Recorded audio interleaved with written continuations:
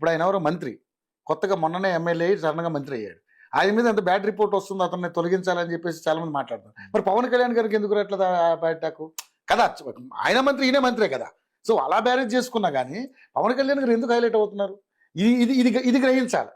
ఇందులో ఉన్న మీరు చెప్పిన సోకాల్డ్ ఎవరైతే ఉన్నారో ఈ కొన్ని టీములు ఈ గ్రహిస్తే ఇలాంటి ఇష్యూస్ రావు. ఒక్క వీళ్ళు మాట్లాడారు కదండి, ప్రజలు ఆంధ్ర రాష్ట్ర ప్రజలు కూడా ఒకటే విజ్ఞప్తి ఏంటంటే, చాలా మంది హైలైట్ చేయని పాయింట్ ఏంటరా అంటే, అడ్మినిస్ట్రేషన్ అంటే పరిపాలన వ్యత్యాసాన్ని గమనించండి.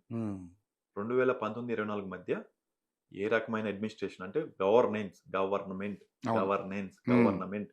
పరిపాలన కోసమే ఎన్నుకుంటాం వీళ్ళని, రాజకీయం కోసం కాదు.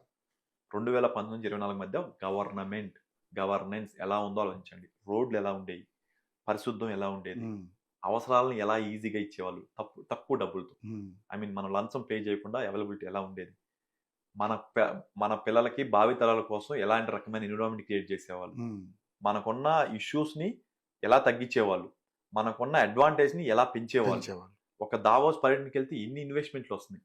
ఒక మనిషి నడిచి వస్తుంటే మనం ఎందుకు దండం పెట్టాలనుకుంటాం, ఆ టీవీ ఏంటి, ఒక ఎకనామిక్ యాక్టివిటీ క్రియేట్ చేయడం ఏంటి, అమరావతిలో ఇన్వెస్ట్మెంట్ పెట్టడం వల్ల ఎంత ఎకనామిక్ యాక్టివిటీ, ఎన్ని ఫ్లైట్లు పెరిగినాయి. అదే అమరావతిని ఆపేయడం వల్ల ఎన్ని ఫ్లైట్స్ తక్కువ పడ్డాయి. అదే టైంలో వైజాగ్ నువ్వు క్యాపిటల్ చేయడం వల్ల అన్ని ఫ్లైట్స్ పెరిగినాయా, ఎందుకు పెరగలేదు? మరి మీరు అర్థం చేసుకోండి. మనం ఏదో ఒక పార్టీని ఒక పర్సన్ ని ఆరాధించవచ్చు. మనం చేయాల్సిందల్లా ఏంటంటే మనకు కావాల్సిన రాష్ట్రానికి మంచి చేస్తున్న పరిపాలన ఏంటో గమనించాలి, రాష్ట్ర ప్రయోజనాల దృష్టిని ఆలోచించాలండి. ఒకవేళ మీకు పని లేక పాట లేక ఇలాంటి రకమైన డిప్యూటీ సీఎం వస్తే ఒక్కసారి అద్దరి మధ్య కోఆర్డినేషన్ గమనించండి. చంద్రబాబు గారి దగ్గర ప్లస్ పవన్ కళ్యాణ్ గారి దగ్గర ఉండే కోఆర్డినేషన్ గమనించండి. అలాగే లోకేష్ ఈజ్ వెరీ యంగ్, ఓకేనా? నిజంగా అవ్వాలనుకుంటే ఈ రోజు ఉన్న సింక్రనైజేషన్ లో చంద్రబాబు గారు స్వచ్ఛందంగా దిగిపోయి పవన్ కళ్యాణ్ గారే సీఎం చేస్తారు. అలాంటి సింక్రనైజేషన్ ఉన్నారు. కానీ పవన్ కళ్యాణ్ గారే మల్టిపుల్ టైమ్స్ చెప్తున్నారు, ఇప్పుడు రాష్ట్రానికి కావాల్సింది చంద్రబాబు గారు లాంటి అనుభవం వ్యక్తి, మమ్మల్ని అందరిని లీడ్ చేయండి సార్, మమ్మల్ని లీడ్ చేయండి అని. పవన్ కళ్యాణ్ గారిని డిప్యూటీ సీఎం అలాగే ఉంటారు, ఇంకో డిప్యూటీ సీఎం కూడా ఇవ్వచ్చు కదా, ఇచ్చేస్తే పని అయిపోద్ది కదా.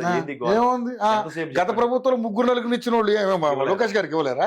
అది అలంకారప్రాయమైన ఆ మాత్రం అవగాహన లేకపోతే ఏం చేస్తారు? లేకుండా రెండు పక్కల అతివాదులు, జనసేనలో అతివాదులు, టీడీపీలో అతివాదులు. సరే వీళ్ళంతా మాట్లాడారండి, వాళ్ళతో ఏదో ఉంది సరే, వాళ్ళ ఖాళీగా ఉన్న ఎమ్మెల్యేలు ఏదో సరే మాట్లాడారు అనుకుందాం. RRR గారు కూడా అట్లా తన అభిప్రాయం చెప్పడం అనేది కాస్త కొంచెం ఇబ్బందికరంగా ఉంది. అంటే కొన్ని ఛానల్స్ మరి వన్ సైడ్ గా పనిచేయడం వల్ల ఇబ్బంది ఇక్కడ వస్తుంది. వాళ్ళ యొక్క కోరికల్ని అలా ఎక్స్ప్రెస్ కోరికలు రుద్దుతున్నారు. వాళ్ళు అధినాయకత్వాన్ని అండర్స్టాండ్ చేసుకోరు సార్. అది ఎందుకంటే అధికారంలో రాగానే వైఎస్ఆర్ తప్పులు చేసిన అందరూ ఉరిశిక్ష పడిపోవాలి, అది వాళ్ళ రిక్వైర్మెంట్. వాడు ఆ రోజు అలా మాట్లాడతారా చేసి నాకు ఇదే మైండ్ లో నిజంగా అలా అవుతుందా? గవర్నమెంట్ అంటే అదా, నువ్వు రాగానే అరెస్ట్ చేసేసి అప్పుడు లోపలికి పెట్టేయగలమా? అంటే వైఎస్ఆర్సీపీ వాళ్ళు డిస్ట్రక్టివ్, నువ్వు కూడా అలా చేసుకుని వెళ్తావా? ఇంకా ఏంటి మరి? ఇంకా ప్రణాళికబద్ధంగా జనాలు ఓట్లేసింది ఏమనుకుంటున్నారు? కాదు. అఫ్ కోర్స్ మీరు కూడా పార్ట్ ఆఫ్ జనాలే, కానీ మీ అతివాదులా కాదు. ఆ డిసైడింగ్ ఫ్యాక్టర్ ఉన్న 20% జనాలు ఆలోచించింది ఇదే. మిగతా అందరూ ఆ టైంలో ఎనర్జీ వేసినా కానీ 20 మంది కోరుకునేది ఇదే. ఎప్పుడు డెసిషన్ క్రియేట్ చేసేది వాళ్ళే. కాకపోతే చాలా మంది రియలైజ్ అయ్యారు సార్. నా ఫ్రెండ్స్ చాలా మంది కూడా, బోస్ అనేవాడు ఎందుకు 14 జగన్మోహన్ రెడ్డిని తిడుతున్నాడు అనేవాడు తిట్టేవాడు. నా ఫ్రెండ్ ఓపెన్ గా చెప్పాడు, అది కాదు మావా, నువ్వు 14 డిబేట్కి వెళ్ళినా ఇప్పటికి వెళ్ళినా జగన్ 14 తిడుతుంటే నాకు కోపం వచ్చేది, ఎందుకు రెడ్డి తిడుతున్నాడు.